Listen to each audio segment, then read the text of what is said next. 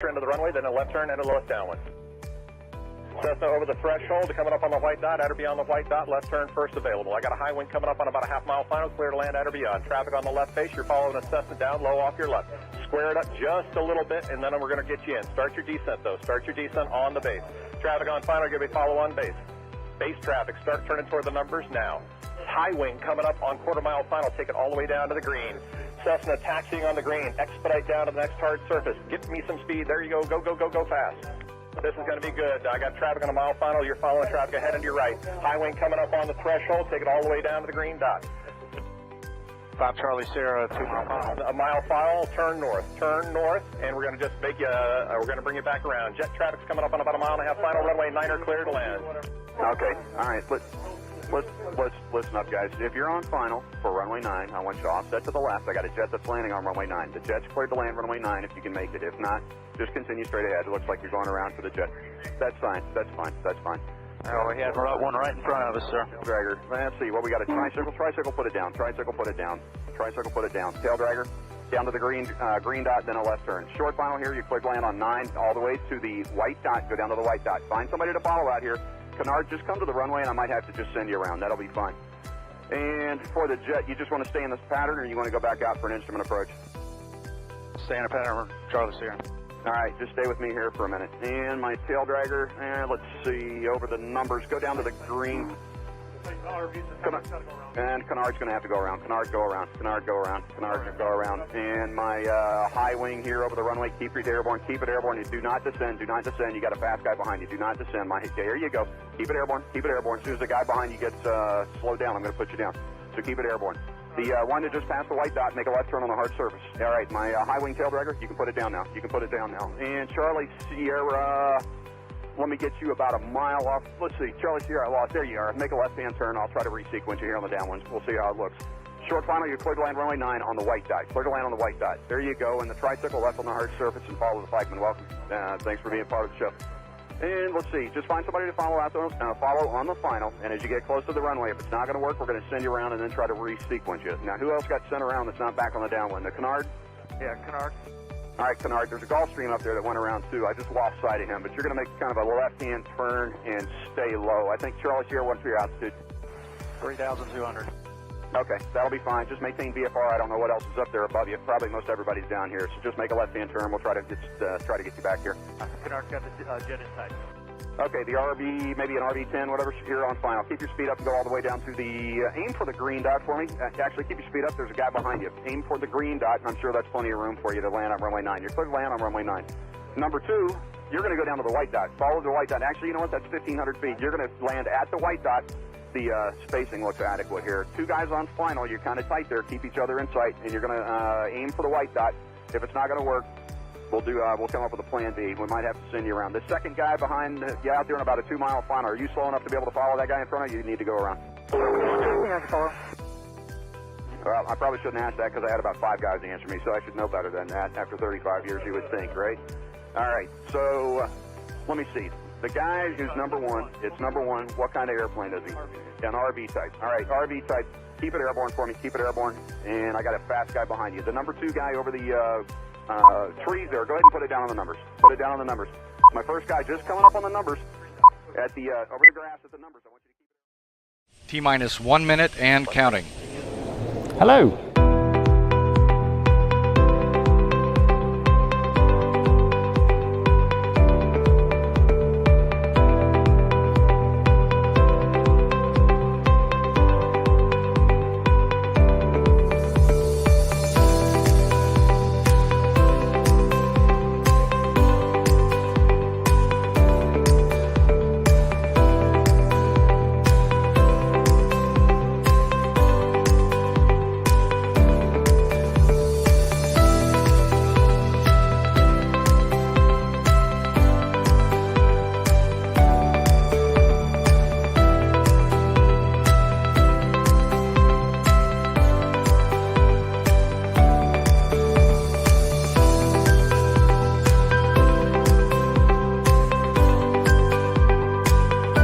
Four, 3, 2, 1.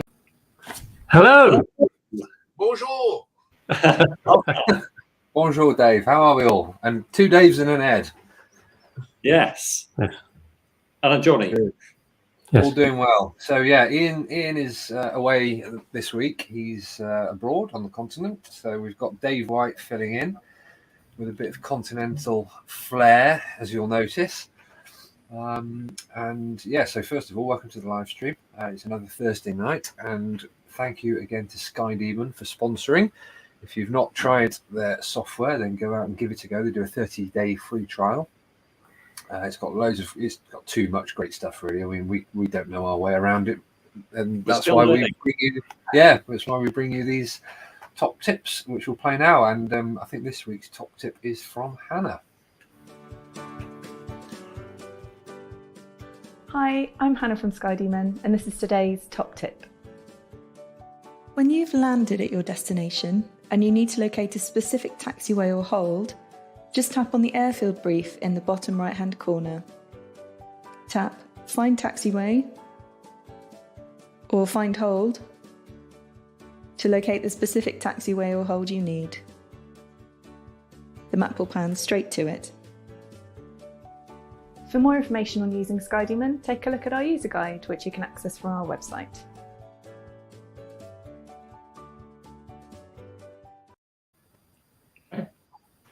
Another one I never knew. I thought I knew SkyDemon pretty well, and I had no idea about that. Yeah. I reckon Hannah must make them up in that she's like, what can I add into this that they'll think that they've never seen before? Yep. Absolutely. Good. Well, it's a fairly sunny evening, I think, pretty much possibly everywhere. So thank you for those that are joining us when it is such good flying weather outside. Yeah, thanks for joining us as a newly paid up member. Well done, Jeff. Yeah. Welcome aboard. Yeah, we've had lots of new members this week, which we'll go on to in a bit. But first, we need some weather. Now, Simon is on a cruise, apparently. He's emailed to say he's 70 miles offshore, and I'm not sure off which shore he is off. Okay. But he's... So basically this week, whether Johnny returns, but we couldn't find the great graphic that Ian produced, so we're just going to have to deal with this. So I've got a script I'm going to read through. And you've got a pretty tame shirt there, Johnny, just like one colour. Yeah, it's not very Simon, is it? No. I get the impression when you say can't find the great graphic, you mean you've hidden it carefully. We filed it away so safe, as you do. Long gone. Anyway, let's crack on with the weather. So, as Simon has said, Friday's looking like a fine day across southern counties of England and Wales, with plenty of sunshine and a little fair weather cloud forming around 3,000 to 4,000. Thermals developing could make things a bit gusty in the middle of the day. I expect a freshening westerly breeze for central and southern England through the afternoon and evening.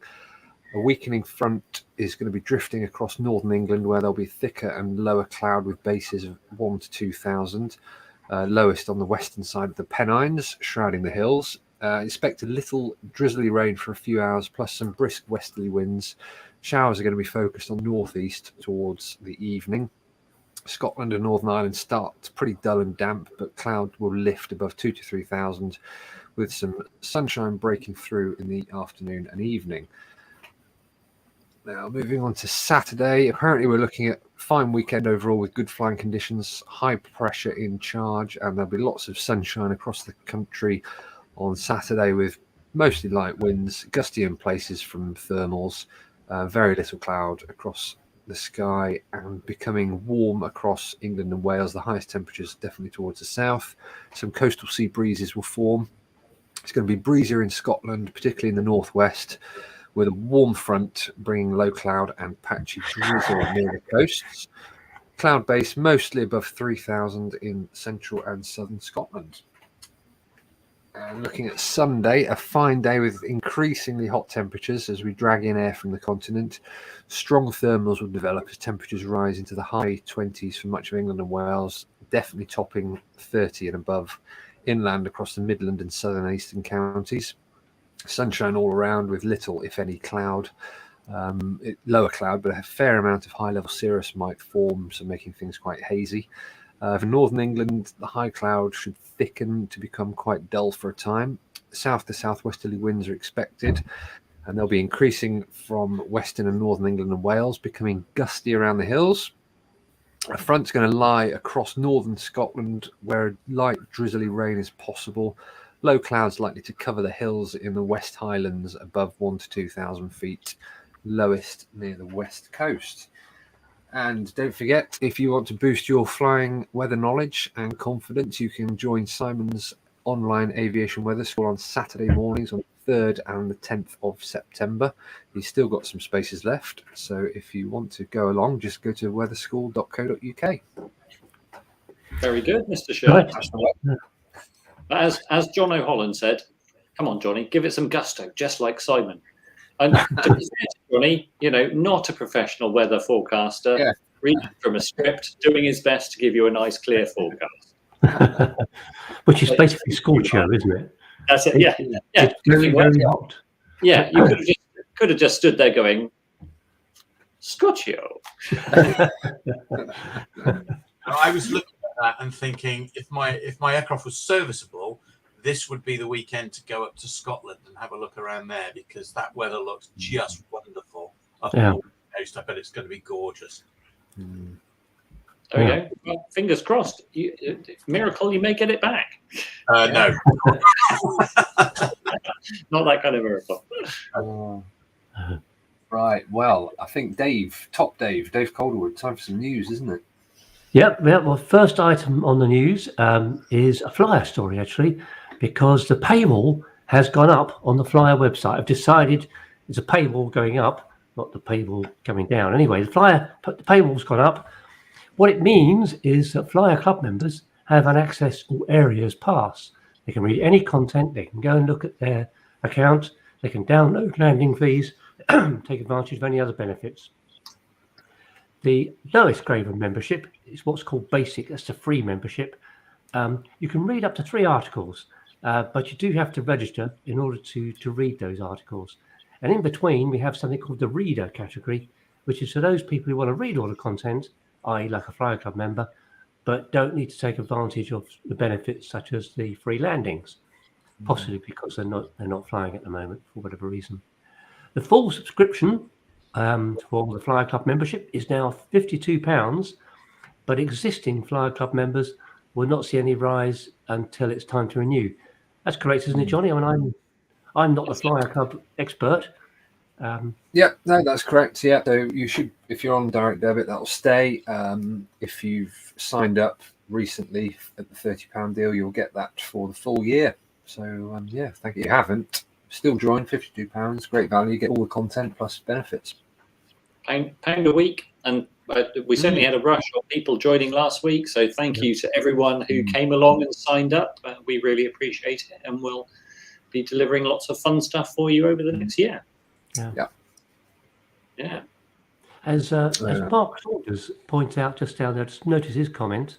This one, it would be a good weekend if the weather's looking good for next week, the following weekend as well. And there's the Solace Beach fly out, so you can land on a Scottish beach. Wow, brilliant! Yeah, that's not this weekend. It's the weekend after. Yeah. Cool. Okay. Excellent. Right. Me next, then, I think. Yeah. So this was the big news. You'd have to have been hiding under a rock to have not heard about this. But Saturday morning, after trying to keep it secret for a long time, a couple of photos appeared on the internet of vans test flying their RB-15, their hotly tipped new high-wing aeroplane, which forced their hand a little. And so they released a video on it was on Saturday night, so for us in the early hours of Sunday, and so they put a video out showing all the things that they've been doing with their new prototype. This is and they've been keen to stress that it is just an engineering prototype at the moment. So this is something where they've put all their ideas together. They built a flying prototype, and it's nothing is set in stone yet. So people on the internet going, oh my God, it's not this or it's not that. Don't worry, it might change a little bit. But there's certainly some features that are probably here to stay. And we've put a video together, Johnny and I, where we guessed at some of the things that we kind of learned through looking at the photos and the video. So I think we can be pretty sure that this is IO 390 powered. That's the 215 horsepower engine from Lycoming that they use on the RV14. Makes sense because you can use the firewall forward kit that they've developed for that. That's just kind of bolt on, plug and play as you go. Skycrow saying that's what the Cessna Skycatcher. It wouldn't have never been that good, I'm sure. So. But yeah, but nice big giant Fowler flaps on it, very solid gear. What looks like a spring steel gear is actually an internally damped gear, so you can get away with all sorts of clever materials and slightly lighter weight. Looks like an enormous cabin as well. I think you've got a photo there, haven't you, Johnny? I have. Stand by. Let me just find it. Here we go. Yeah, so big cabin and some speculation. If you're wondering what the odd thing next to the pilot is, that's the fuel. At the moment, they haven't decided the absolute final location for where the fuel is going to go. So for now, it's in a tank in the fuselage, but I think we can expect it to be in the wings. The cabin on this is enormous, and some speculation. I wonder. It looks like it's going to be 2 seats, but who knows? It might be 2 + 2. Certainly, 215 horsepower. If we've guessed that right, would be enough to haul 2 + 2 into the air. John O'Holland says, isn't that a copy of the Murphy? I think if you put them side by side, the Murphy would look like a stamp next to this thing. It's a lot. If anyone remembers the Rebel that came to the rally, the PFA rally back in the 90s, I think it was, quite kind of a similar appearance, but very, very different kind of design ethos. The gear was single-piece aluminium, so this is a lot bigger, a lot more technologically advanced. The flaps a lot more sophisticated. So yeah, interesting to see. Point of order: I had a stamp as a biplane. But the thing I was actually going to say was, when you look at it, it almost looks as if it's crying out for a cargo door just in one of the sides. Yes, make best use of all that rear space. Well, and there may still, as the fans are pains to point out, there may, things may change. You may get a cargo door.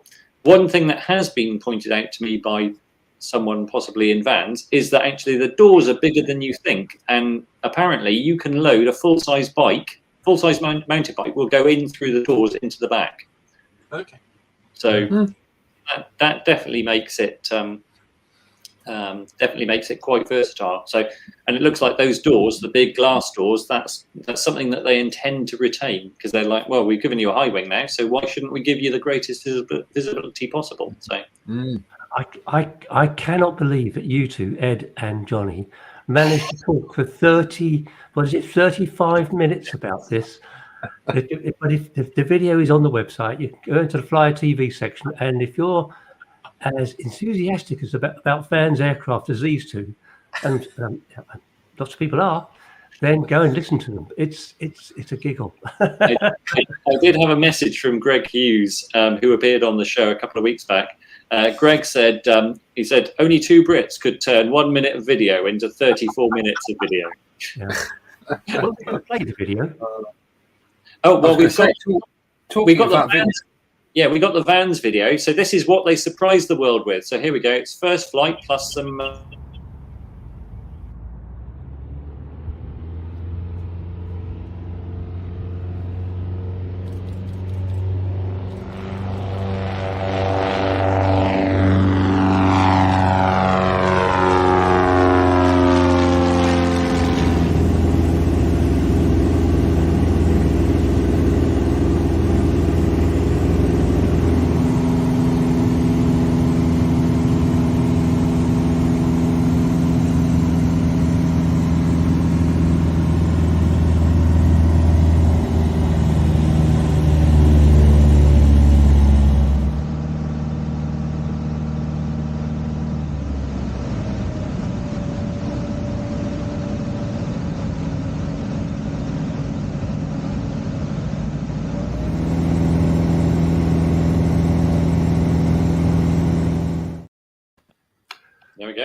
Yeah. Mike Walling says, in common with low wing, they're bound to have a tri-gear next. I don't think that's a secret. I think they will make this as a tri-gear. So, but that will come after they've sorted out the tailwheeling again. I guess given the popularity of the X-Cub, the appetite for those wheel bush backcountry airplanes is there. So. Yes, and a nice side-by-side backcountry airplane. Who's not going to want that? So yeah. Right, I think we should move on now because otherwise we're going to go down this little rabbit hole of Van's aircraft. I was going to say, can't we do another half an hour on it, Dave? You two probably could, yes. Poor Johnny has no idea on the smell, and we'll have to wait yet. Yeah, absolutely. Right, so let's go on to the next story, which is moving map devices. So the CAA have issued a warning and some advice for pilots about VFR moving map devices which may not be coping with the current and future heat waves. They've said last summer we had reports of tablets and mobiles overheating in the cockpit and shutting down, leading to a rise in airspace infringements. The hot weather is back, so make sure you have a backup plan in case you lose your VFR moving map in flight. And they've pointed out that secondary EC electronic devices may also fail, and they suggest being prepared to orbit, hold your position, assess the situation, carry a chart, carry a plug, be aware of turbulence, have your radio set to the relevant air traffic control frequency, and I guess at the end of the day, if you need to, ask for help. So yeah, what do we think? I've had a device fail after landing before when it was too hot, but thankfully not in the air. You carry the chart as a sunshade, yes? Yes. Can you imagine Ian carrying a chart and a plug? No. Nope. Not really. It's somewhere in a parallel universe. There's an Ian Seeger who eagerly wields a Chinograph and a plotter and loves his CRP 1 or 2. Norfolk. Yeah. Absolutely. Cool. So, Ed, you've got some news, haven't you? So after some Vans news, some RANS news. So RANS, you'll know as the range of quite prolific kind of microlight types and Group A types. So Randy Schlitter, who is president of Vans, he's stepping down after many years. But he's handing over the title and the duties of president to a long-term employee, Tony DePeter. Randy said to Tony, I'm confident in his ability and his commitment to our customers and our brand. And this gives me opportunity to turn a corner. And I'm really happy to spend more time in the R&D department because I've got some further advancements that I need to make in the sport and utility aviation for RANS. Tony's a third generation pilot, second generation RANS kit builder, and has worked for RANS for 20 years. Randy's going to remain CEO of RANS Aircraft, and his wife, Michelle, remains in the VP position. So it'll be interesting to see what they do with that. So I'm sure it's great that he's staying on. He's one of the brilliant design minds of light aviation. So and a keen cyclist as well. Yeah, absolutely. Next, we've got an airspace story. So until the 31st of this month, if you want to transit the Cardiff control zone, you may be refused or delayed due to ATC staffing. So they're basically advising pilots to remain clear for the controlled airspace and just use the listening squawk. But this prompts all sorts of questions about, well, if you have airspace and can't manage it, should it be, drop down to a level that we can all enjoy if you're not able to provide the service? So what do we think? Yes. Yeah, well, sure. If you've got listening squawk, just go, hey, it's free for all now. So just squawk to say that you know what's going on. And otherwise, just make your way through the zone as you want. It's a big chunk of airspace as well, isn't it? So it is. It is to just go, we're not here, chaps, so stay out. Yeah. And it is quite in the way if you want to go from the southwest where we are to West Wales, for example. Yeah. You either do quite a long water crossing, which a lot of people are uncomfortable with, or have to go quite a long way out of your way to the north. So it is a significant inconvenience. Yeah, okay, maybe 10 minutes, but even so, 10 minutes at these fuel prices. Yeah. Good point. But I guess it's just another corner of the aviation industry that might be struggling with staffing levels. So well, that's exactly it. Yeah. They are trying to recruit, but they are training up people, but they're not operational yet. Yeah, I need to. I was reading the CA published the Cotswold airspace consultation document, the results of that today, and I think in there they said that the two numbers that they quoted for Bristol airspace, Bristol movements, I think in 2019 the numbers they had was something like 8.9 million passengers, whereas Cardiff was something like 1.8 million. So you go, it's quite. I would have thought they might have had parity, but apparently not. So Cardiff, are you getting quieter? Do you need more GA traffic? Maybe we'll send some people over. Make your airspace a bit simpler. Yep. So next, airspace story. This one is we dodged a bullet on this one. Is the way to put it. The flying world of Kent came close to being annihilated earlier this week when no fewer than 8 coastal airfields and airstrips were affected by a new application for airspace. I saw Dave wave his head a bit there, shake his head a bit there. This is me being a journalist, probably overemphasizing it a bit.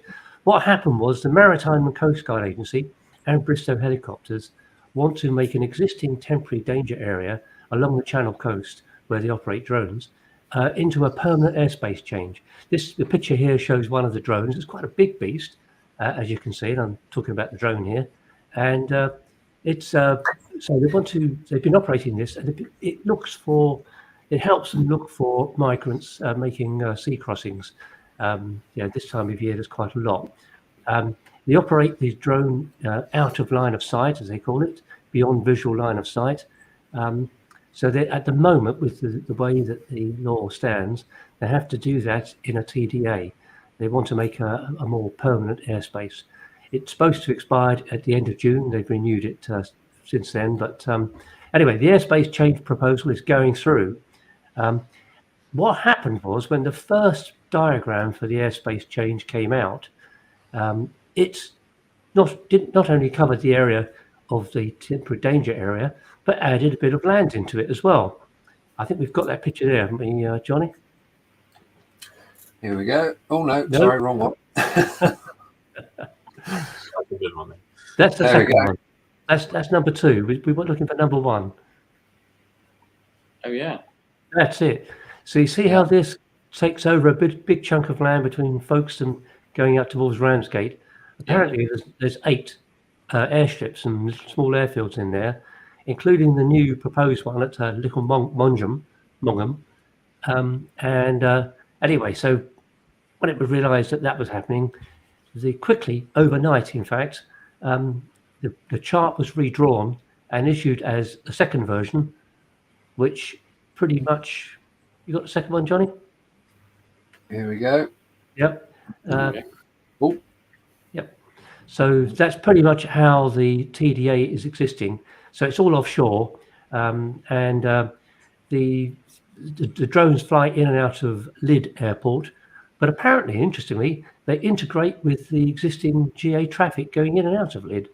That'd be an interesting thing to know a bit more about. Anyway, the good thing is, this is what it's going to look like. This is what's being proposed.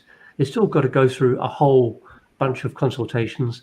So there's a long way to go yet before they get this piece of proposed airspace. But it just shows that you have to be aware and point these things out when they're spotted. Yeah, definitely. I think it's always also worth saying that the Kent Strut were absolutely quick off the ball there, but actually so were Bristow's in terms of responding to it as quickly as they did. And I think I'm a glass half full person. I think that potentially bodes okay for the future. To be honest, if they're going to block off the channel like that particular part of the channel, there really ought to be a danger area crossing service made available as part of the ACP. Yeah. What was? Does anyone know what the what altitude that they're proposing for that that permanent kind of danger area? That detail is not in the proposal at the moment. I've been through all the documents. I guess it will be similar to what the existing TDA is, which goes up and down a bit. And in some places, it's as high as 1,500 feet. Oh, okay. But no, the final detail has still got to be. It's still got to go through. Yeah. Okay. Jonathan says that diagram and the subsequent depiction do represent any proposal, but merely a possible projected area. I guess, but people get scared, don't they, when they see their bits of airspace covered by a big red zone. Yeah, it's called an airspace change proposal.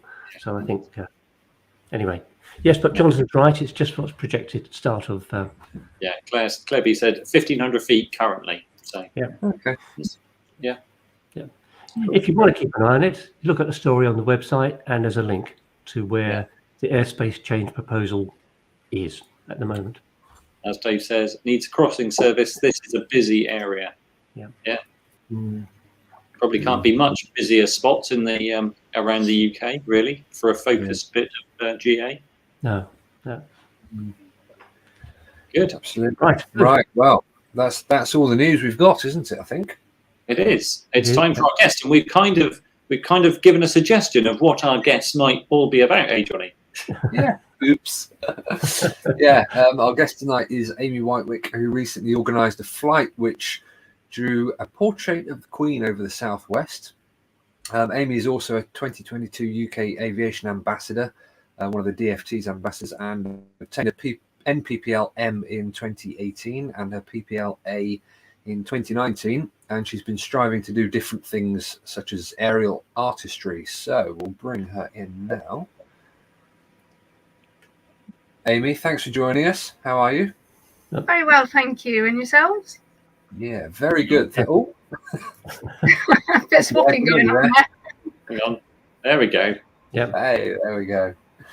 Good. So, first question is, where do these ideas come from? Well, originally the idea came from when there were quite a few lockdowns going on, and there were such big gaps between flying. And there were times that I sort of didn't want to land away anywhere else. I wasn't sure what to do. So I was kind of bimbling around. And one day I saw on Facebook one of my friends had decided to go for a jog and had posted a GPS picture of a whale. And it was a really, really bad whale. I hope you're not watching this, whoever it is. And I looked at that and I thought, I wonder if I could do that in an aircraft. So throughout those sort of lockdowns in between them, I went off and started illustrating various images. So I started off with a few sort of birds because my grandfather was really interested in racing pigeons. So I started off by doing some of those, which you've probably seen, and the Picasso Dover piece. And I thought these are great, but I thought it'd be fun to do something a bit bigger and maybe in sections. So last year we did the Stringfellow portrait, which you've probably also seen. Which won an award this year at the Royal Aero Club. And I did that with my co-pilot, Mervyn White. And that was great fun. It was really tiring. It was 5.5 hours of flying time. And I was absolutely exhausted by the end of it. I couldn't remember what sort of undercarriage I had when we landed. And I really enjoyed that. And I thought this year, I've got so many friends at the LAA Wessex Strut at Henstridge. And I thought they're so much fun to be around. And I learned so much from them. I thought, let's do something together. So we've actually done one project prior to this, which was a drawing of our logo. So the LAA Wessex Strut Wyvern. And that went really well. And it was great. We learned loads from doing that. And then I thought, right, let's go bigger. As it's the Jubilee, and they managed to practice really well on that first one. We thought, right, let's go for it and do an image of the Queen and do something that's just never been done before. Brilliant. So you split the portrait up into sections, and each aircraft flew the section. Did this all happen at the same time, or was this staggered through across days and weeks? And did they know what they were doing? they knew roughly what they were doing. So I told them it was a royal project. It could be a portrait of the Queen. Unfortunately, we couldn't all do it on the same day because there was so much with people's schedules, aircraft annuals, the weather as well, which didn't play ball really well over the Jubilee. And to be honest, I didn't really want to put too much pressure on those team members. I wanted to keep it really good fun for all of them to enjoy. So I said, right, it's at your leisure. You guys go and do it when you want to. Let's try and aim to get it done by the end of July at the latest. And it was so much fun because you never knew when they were going to do it. Some of them would let you know, some of them wouldn't. And then it was like Christmas because you'd get this email come through, you'd be so excited. And then what I would do is take the SkyDemon debriefing pack and I would cut out the image and overlay it on Photoshop. So it's all real and nothing has been modified at all.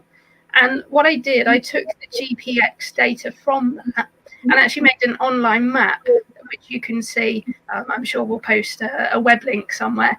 And you can actually see where the team members have come from, because in this image, of course, we've cropped it just to show the Queen's head. But you can see in the GPX where people have flown from, so from Henstridge, from near Westbury as well, from a farm strip. So it was just such a nice exercise. And on that online map as well, people can turn on and off those different routes. So it's great fun. People could see who done what. It's just been great, really good fun. Good. What sort of aircraft types are involved? There's sort of 6 different ones. So we've got the traditional Cessnas, shall we say. We've got the club one from Henstridge. We've got my Aerobat, which was involved. We've got a Super Stol, which is really cool. We've got a Zen Air Zodiac tailwheel. We've got an RV6, and we've got a Beagle Pup. So I reckon we could tackle pretty much anything. Did you have some kind of prize for the most accurately flown segment? I didn't know, but we had one Easter egg that one of the members was great. She spotted it, and I can't unsee it anymore, and it's driving me crazy. And if you can see it, it looks like a chicken's head. So if you can find it, there's extra bonus points for that. I'm just looking now, and I'm not. It might take you a while. When I saw it, I couldn't unsee it. It was terrible. It's going to be like that. It's like the picture in the dots craze. There'll be people going, I can see it, or it's people going, no, I have not. No, I've got no idea. There's been all sorts of observations. It's been great. When we did the Wessex Wyvern one, it was hilarious because the Wessex group chat totally fired off. And somebody said, what are they doing? What is that? And somebody said, it looks like a hummingbird drinking from a wonky wine glass. It just went bonkers. And of course, the airfield owner, Jeff, says, who's been drinking? Oh, dear. So did this get picked, or how did this get picked up by, the media, from DFT? How did that all come about? That was just really myself sending the images out to various people, getting it out there really with the main aim to showcase what general aviation is all about, and about the Strut's strengths, their diversities, their tenacity as well, because there were problems. Things went wrong, but we overcome them, we worked together. And there was so much hangar chat as well between the teams saying, oh, how did you do it this way? Or how could we do it that way? So it was a really good analytical back and forth between them. And during that, we actually learned a lot. We found that an RV6 is actually really hard to slow down to get it to turn tight corners. Whereas, of course, the aerobatic aircraft, well, that was just fun. You just go around the corner at 90 degrees. We love it. Fantastic. I've not got the comments up, so I don't know if there's anything in the comments that talk any questions. But I was going to say, what's next? What other images have we got? I know why Dave is laughing. Don't know. The only thing I've ever drawn is a large phallus over a friend's house. So childish. Back of the class. You reminded me of it while you were talking, and we'd forgotten to prep it, so I just been and found it on the internet. But you mentioned your Stringfellow portrait. Sorry, it hasn't got the white screen, but this is kind of what this is your kind of first big piece of artwork, wasn't it? It was, yes. So this one was actually done in 3 separate flights throughout the day, and it was the same principle. So on SkyDemon was drawing it as a whole image, and then basically cutting it down into the 3, which is a bit of a nightmare. It's no fault of SkyDemon at all, but you have to individually select each leg, if you like, or each route, and there can be up to 200 individual points like there were on this Queen's one. And because there's no multiple select feature, and if Tim's hearing this, don't bother to add it, it's fine. It would have to be a sort of click, delete, click, delete. So it's doing that up to 200 times, up to 6 times. It's the 10 hours to plan the Queen's one. But the Stringfellow one was a little bit easier. So you could say it was a kind of trackbed test for this one coming up. And I thought, well, if we can do it together as co-pilot and pilot, then definitely anyone else can have a go and just get out there and do something different. It's not been done before in terms of a big image that's been kind of glued together like this. And of course, it could be the first time it's ever been done by multiple aircraft. Yeah, definitely. Tell me about the DFT. What's your role now with them as an aviation ambassador? So really, it's an inspirational role, particularly to young people and getting people into aviation. So I like to try and inspire by doing things that are a bit different. I like to show that general aviation is a sport and it's a hobby as well, because obviously not every route is commercial. Some people really don't want to go down that route. And it would be so nice to get some younger people in the GA sector. I mean, you look at our club, it would be lovely to get younger people in there, get them learning, get them amongst all these other wonderful pilots who have got so much knowledge. I mean, when I added up how many hours roughly Art 41 have, it's around 55,000 hours. And I thought there's just so much that you can learn from these incredible people.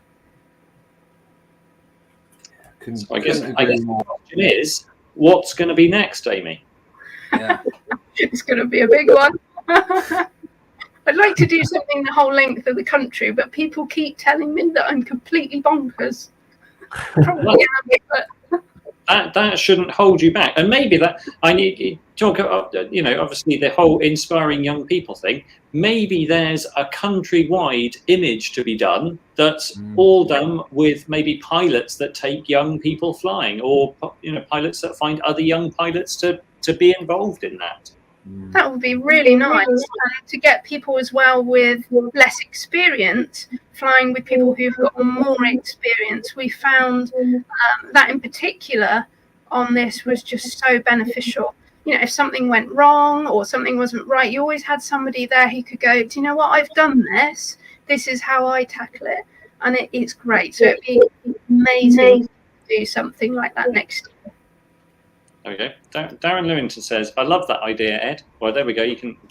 I think if anyone can take that idea and run with it, Amy, that's going to be you. And there's one of the young aviators who watches this says, I'd love to take part in something. So there we go. You've got your first volunteer. I think that's a brilliant idea, and you could crowdsource it, starting from airfields all around the country. Yeah. Brilliant. Maybe that's a thing that's born from tonight. I think so, definitely. Because I was kind of planning a big image that's country height, but that would be, again, in multiple parts, but in small sections, like of up to 2 hours of flight. So it's really good fun, enjoyable. And then, of course, different aircraft can take part, because some, like mine, have really only got about 2 hours of fuel. So it just means there's a broader range of people who can hopefully join in and have some fun. Let's do something epic. Yeah. Well, let's see what can be done. I think that'd be great. I think didn't you say that people taking part would have to have a kind of safety pilot with them Because the only reason I mention that is because I once wrote something. I wrote the words "react" at the time of the air tattoo, funnily enough, and I was going to do it on my own, and then my dad came along, and by the end of it, I felt nauseous because you're looking at the map, looking at SkyDemon. You know, when you're doing an I, for example, the letter I, you need to make it as tight a turn as you possibly can at the top to then come straight back down. So that did kind of open my eyes and made me think, actually, I'm glad someone else is up here with me. Oh, definitely. I mean, we found that at times it can make the co-pilot quite nauseous. Even if it's somebody who's quite used to G, they can also feel a little bit because they're not doing the flying. So it feels like your body has been cut off from that. So I generally say to people, if you are going to take somebody who you're not sure how they're going to react to the G, is just take your turns a bit more gently, slowly, because you can turn really tight, but slow enough. Really gentle. Don't yank the rudder back, the yoke back, and don't put too much rudder in that as well. And you'll find it's quite a comfortable experience. Keep them looking out as well. That's important. Keep them looking out at the scenery, looking out for aircraft. That's the main problem. Most of the team were saying this is actually a 3-person job because you've got the pilot, you've got the navigator, and of course you're trying to do lookout at the same time. And originally I did some of these drawings by myself, and it got to a point where it was just too much because you're looking out for other aircraft. There were a couple of misses that I nearly had, which unfortunately weren't my fault. It was some other people basically not looking where they're going. But that is the main problem. So hence taking a safety pilot is a really good idea. And of course, it's nice to have someone else in the cockpit who can enjoy the experience with you, come away and feel like they've achieved something as well and that they've been part of something. We've even had non-pilots take part in this and they feel great afterwards because they really feel a part of this team effort, this team spirit as well, which is so incredibly strong. With the LAA West Extra, it's great. That's fantastic. Yeah. And we got people. Darren says 100% I'm in, and he promises to be sensible. That's good, Darren. You've redeemed yourself. We know where association says I'd participate. Paul Fraser Benison said I can do 6 hours in the Stinson. Brilliant. I'll do you a really big chunk. Graham Newby says, and sponsored by Flyer. Graham, obviously, Ian's not here to say yes or no, so we'll definitely say yes to that. Stickers on everything. That's it. Yeah. Well, maybe between us and possibly SkyDemon, and maybe with your coordination, Amy, maybe it can be we can get it out there. Yeah. Definitely, we'll do it. Well, maybe we can start the competition by asking people what the image should be. Ooh, yeah. And then if we get, say, six possibles, Amy could whittle it down. Yeah, definitely. I mean, one possible idea that I had was maybe an image of sort of Britannia, like you would get on the back of the old 50p pieces to kind of show a unity of the country. So maybe something on that theme, but I'm totally open to ideas. That's interesting because Britannia's almost the shape of the UK if you kind of squint at it a bit. Yeah. You can tell, can't you? I've been looking already. Okay. Well, there we go. Yeah. Darren says Ian can sponsor the fuel. I'm not going there, Darren, because he'll go mad. That's one that could definitely come back to bite us. That's it. Yeah. Okay. Right. Oh, good stuff. Brilliant. Okay. Yeah, Amy, thank you very much. It's been great chatting to you about it, and I think we've definitely sparked off some potential conversation here, and we can get some more ideas going. I think if you need some inspiration from other people. Definitely. I've got to say, this is brilliant. It's really well done, and hopefully the kind of regular, all the regular kind of news media will pick up on this because it's just a neat thing, isn't it? It's really, really good. Oh, it's great. Some people can't believe it's sort of real. Some people are saying, is it a spoof? Is it photoshopped? And no, it's real. Yeah. We've got the battle wounds to prove it. I don't think my SkyDemon lines are that smooth. That's what's impressive. Are you sure it's your SkyDemon? No, I'm sure it's not my SkyDemon. John Clark says, "Love it, Neil. Thank you very much." Classic Racer says, "How about a humpback whale?" Oh my gosh. Kia says, "Van Gogh's Starry Night, maybe a good way to get the crew feeling quite queasy." That could be interesting. Yeah, nice one, Amy.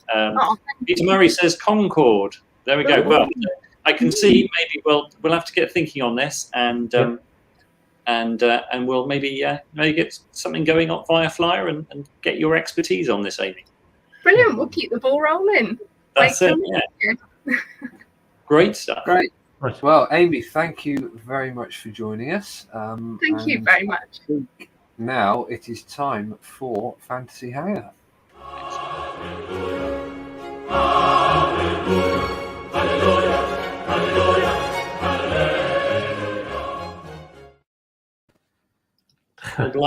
Blimey, so now we've okay, back to that.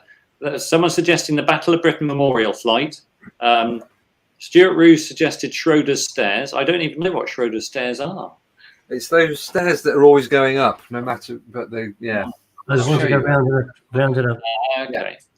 Yeah. But this is it's clearly one of those good unifying projects. So I think this has got legs, but I'm pretty sure Ian's not going to pay for the fuel line. So right then. Good. So Fancy Hangar this week with the Met Office talking about heat warnings. We decided that we would just look for ways to fly and remain extremely cool. And obviously you can be physically cool or just cool as a cucumber. So who's first? I think it's Dave, as in Dave Colwood. Right. Okay. So I've gone for the coolest aeroplane, both in terms of airflow going over the cockpit and also because it looks damn cool as well. This is the Piet Pole Air Camper. And this example is a particularly lovely one, which is owned by Alan James. I think it's down at Popham, isn't it? Yes. It's a lovely one. It's 1992. It's powered by a C90. Some of them were the original aircraft were powered by a Ford car engine. But the whole point of the Piet Pole Air Camper was that it was designed to be the best possible performance from a 40 horsepower Ford Model A motor, to be easy to fly and to get the most flying hours for the money invested. And it's a kit plane these days. It was always been a kit plane. It was created by a chap called Bernard H. Pettenpole, who designed it in 1928, hence a bit like the way it looks. But key things are he never lost sight of the fact that flying costs money, costs quite a bit of money sometimes, and he showed his true genius in keeping the construction costs down. So I think it's a lovely aeroplane for a summer's day. Yeah. And a nice bit of shade. Yes, well, it is. That type of wing is called a parasol, isn't it? There we go. Yeah. That's quite cool. And as Paul Fries-Benison says, Dave takes an early lead. Well, I can't really be behind at this point, Paul. Thank you very much. He's one of one. Oh, very good. Right, I think we'll go for Dave number 2 next. Dave number 2. Okay, well, I used the same criteria as Dave in that it had to keep you cool and it had to be really cool. So I went for the Funk FK14 Polaris, but the long Roadster edition.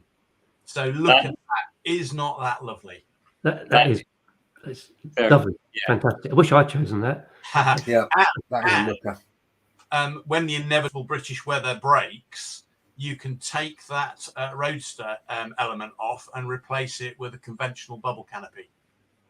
So it's an all year round aeroplane that gives you your summer fun. Yeah, I think I'd be very sad the day I had to take that canopy style off, because that's a fantastic looking machine, isn't it?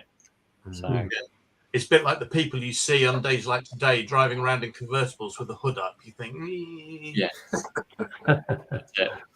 Yeah. Darren Lewington says Dave W, the new boy's in the lead. It's easy to see that. Very nice, and obviously a nice frugal Rotax as well. 912 ULS, yeah, lovely. Yeah, I'm liking that. I think the sad thing is, in reality, away from Fancy Hangar, actually they haven't sold very many. I think just a handful. I wonder if it was a little bit pricey. So. Need me to do the marketing. Yes. Yes. Sales by Dave. Yes. Okay. Who's next? Who's next? It's you, Ed. Me. Okay. So I picked this. I went for the Waco aircraft YMF 5F. So I thought, yeah, no, actually what I need is a biplane. But I need a biplane that's on the floats. And Waco will build you a brand new biplane. And then you can just go, I'll have some optional composite floats, and they'll stick it on that. It's a 300 horsepower Jacobs radial, so a really cracking sound as well. 90 knots lazy cruise. It's only got 240 nautical miles range, but once you're on that perfect lake, you wouldn't want to go too far, would you? So and this is just I think I could very happily spend a nice cool evening just wafting around in this. And 3 seats, so a big cockpit up front. You've got space for 2, and you just keep doing that until the sun sets, I think. Yeah. So, and you're on the water, so that's like extra cooling. So yeah, that looks a very big aeroplane. It's quite a sizable beast, and it's quite a big aeroplane before you put it on floats, and when you put it on floats, it becomes a fair old mountain of an aeroplane. This particular one we flight tested for Flyer, and you can just see Ian doing the very hard job that we make him do, having to fly all these aeroplanes in the back seat there. But I remember Ian walking up to this, and to get on board, you kind of had to climb up onto the floats and then climb various bits of float scaffolding to get up there. And he was kind of most of the way up, and he said, "If I fall, I'm going to really hurt myself." And it is a long way to fall from that. That may be the only the slightly uncool thing about it. But otherwise, big open biplane on floats, and yeah, Darren, I wish, Darren, November 56 Echo Delta. No, it's just very lucky coincidence that happened to be the reg. But sadly, beyond my budget. I think they're about $650,000. Wow. What do you understand their naming convention, Ed? Because I don't. Waco naming convention. The 3 letters. So in this one, YMF, all the 3 letters mean different things. And off the top of my head, Johnny, I can't remember the exact convention, but it's usually engine and fuselage type and something else, a third option. So they went through all sorts of. So as Waco evolved, it was whether it was, I think it was open cockpit or closed cockpit, and then they had tapering wings and standard wings. But yeah, I can't off the top of my head, can't remember. But there is a convention to it. There is a logic, because sometimes the Waco letters seem entirely random. Yeah, they do. Yes. That leaves you, Johnny. That leaves you. So I had a bit of a rush at the end of the day choosing. So I've gone for what I think was pretty cool in both senses of the word. Oh yes, the Boeing pea shooter, and a very cool name as well. Yeah, so this was the first production all-metal fighter aircraft, and they also termed it Pursuit Monoplane, to enter service with the U.S. Army Air Corps. Flat out does about 200 knots.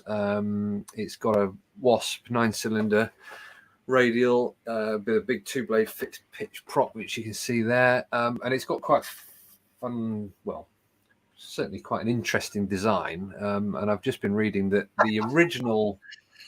That's very cruel, Jane. It does look like a perfect scaled up pedal plane, doesn't it? It does. It really does. Wouldn't you need an absolutely enormous fantasy hangar for the USS Lexington airship that used to carry them underslung? Is that the same aircraft I'm thinking of? No, it's very similar, Dave. But you're thinking of the Sparrowhawk biplane, which looks a bit like this, but it was a little bipe with a hook on the bottom, a hook on the top. So, but yeah, right. very similar. But the pea shooter was always land based. Yeah, and actually, this was the last fighter that the Boeing company ever produced. Might be right, Johnny. Yeah. Yeah, because of then they took over or merged with McDonnell Douglas. So every F-15s and F-18s or whatever since then have all been Boeing McDonnell Douglas. But if you look at the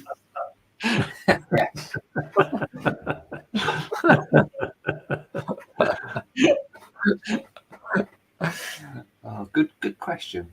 I think it looks all right. I think if we judge an aeroplane purely on the number of Comments, Johnny would be in the lead at the moment. But originally, apparently the prototype, which was the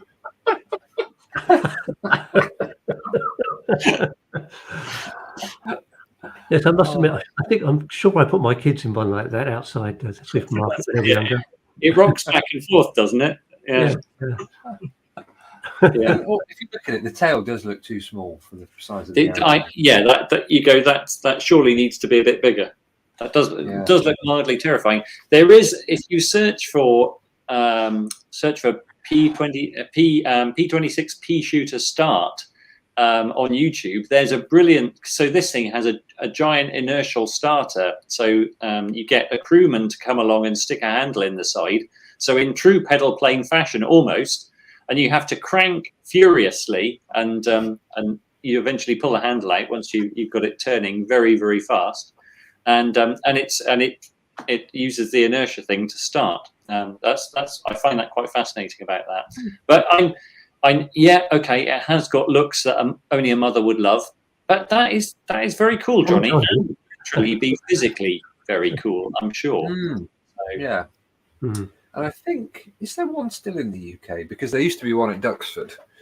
Well, there is. I think there might be 2 or 3 in the world, 2 in museums. One flies with the Planes of Fame collection, and they actually dismantled it and brought it over to Flying Legends one year. So it has flown here. So, but I think that's a lovely machine. So someone needs to make a home built one of those with a Werner, one of the Werner radials. That would be brilliant for that. So. Yeah. Going back to yours, says, how is Waco pronounced? Waco is pronounced Waco, not Wacko. Or Waco. Or Waco. No, exactly. Yes. Well, yeah, that's a good point. Now you got me. It's definitely not Waco. Waco. There we go. What have we got in the comments? Yeah, Claire he's winning tonight, but I'm going to have to go with Ed wins. We also have. What else? Dave W wins. Yeah, we gingers stick together, you see.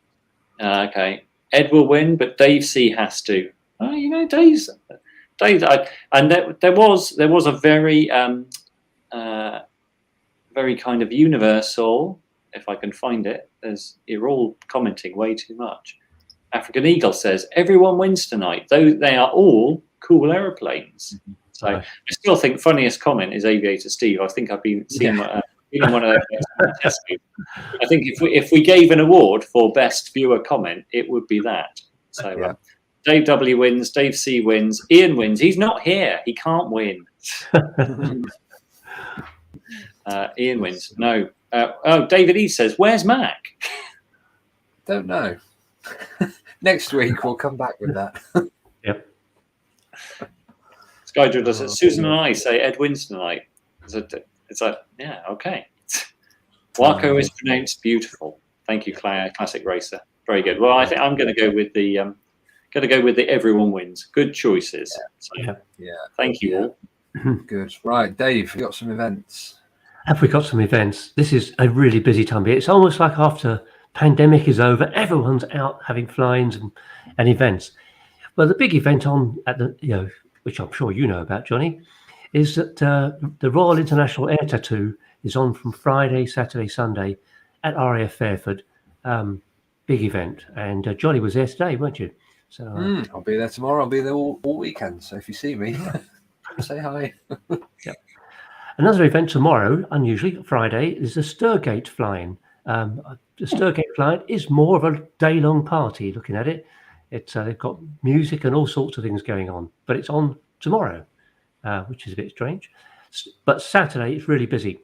Saturday, there's the inaugural flex wing flying at Darley Moor. Darley Moor is an air sports centre for lighter end of flying. The guys behind the flex wing flying are trying to sort of give that side of microlighting a bit of a push, because it's been a bit overshadowed by the 600 kilogram fixed wing side.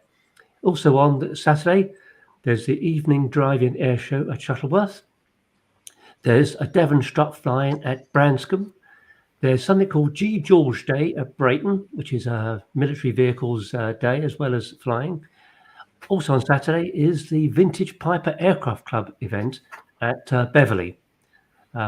Looking ahead, next week, there's starting on Monday, there's the Farnborough International Air Show. Be aware, don't go near Farnborough unless if you're flying around. Don't go there. Next weekend, Friday, Saturday, and Sunday, is the big European Luscombe's flying at Farway Common. Now, the original first flying at the new Farway was a bit affected by weather, so it wasn't as a big event as it might have been. This one looks like it's going to get good weather. Unfortunately, I was going to go, but it clashes with us going to Oshkosh, so we can't be there. But that weekend, the 23rd and 24th of July, if you look at the events listing on Flyer, it is probably the busiest weekend of the year for events. There's stuff going on absolutely everywhere. So fantastic stuff to come. Check out the events page on Flyer. In answer to the question, where's Mac? Apparently, it is nearly in Japan, which will be interesting because he was still looking for a permission, wasn't he, to get into Japan? So, wow, yeah. Well, we'll bring you an update next week. Opinions in the comments. Yeah, and Crispin says that's to say Max arrived in Kolkata. Okay. Claire B says, if you're at Farnborough on Thursday or Friday, come and say hi. I'll be on the Pipistrel Nebo air stand. And if they're Monday and Tuesday, come and say hi. I'll be in Hall 1. Okay. Brilliant. What? We challenge anyone to run into Hall 1 and shout, Dave wins at Dave.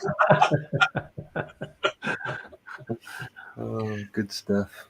Excellent. Good. Right. Well, I guess that, we'll just wrap up and say thank you to all the new Fly Club members that have joined in the past week or two. We've had loads, which is really good. So thank you. And if you're not a member, you can join for £52, which is £1 a week.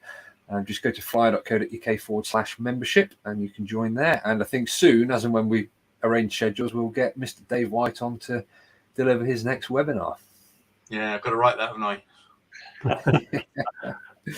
Good stuff. Right. And before we go, just a quick thank you to SkyDemon once again for sponsoring the live stream. Absolutely. So we'll see members next Wednesday, and if you're not a member, we'll be back next Thursday evening. So thanks for watching. That's it. Enjoy the weather, and everyone fly safe. See you all next week. See you. Bye. Bye.